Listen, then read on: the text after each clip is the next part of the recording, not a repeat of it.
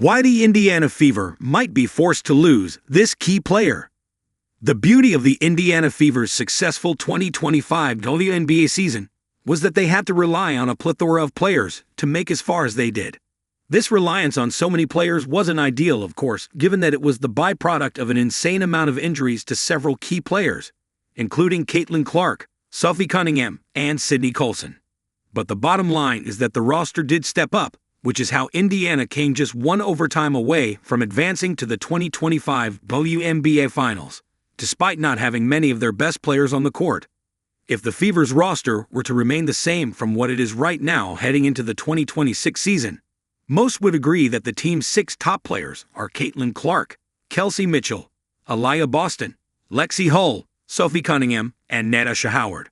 But there's a very small chance that the roster will remain the same.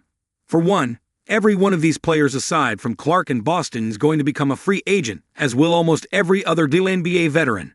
This is sure to mean that many players will be changing teams, assuming that a new CBA is ratified in time for there to be a 2026 season. And that's not the only way rosters are sure to change this offseason. WNBA expansion drafts could mean Fever lose major piece. 2 teams are entering the WNBA next season, the Toronto Tempo and the Portland Fire.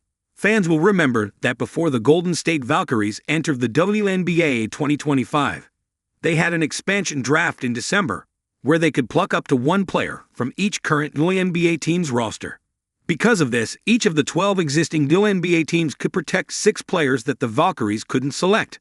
The protected players each team chose weren't made public, but most felt like the Fever would protect Clark, Boston, Mitchell, Hull, Nalisa Smith, and 1 other player.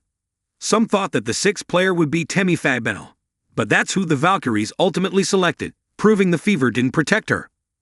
A November 19 article from ESPN wrote, "Since this 2025 expansion draft will have 2 teams building rosters, it's thought that perhaps the league's other teams might only be able to protect 5 players this time. If this is accurate, then one of the aforementioned 6 Fever players, Clark, Boston, Mitchell, Hull, Cunningham, and Howard, would be forced to leave the team this winter. There's no chance the Fever would risk losing Clark, Boston, or Mitchell, and one would imagine that Hull and Cunningham would be their next players to protect.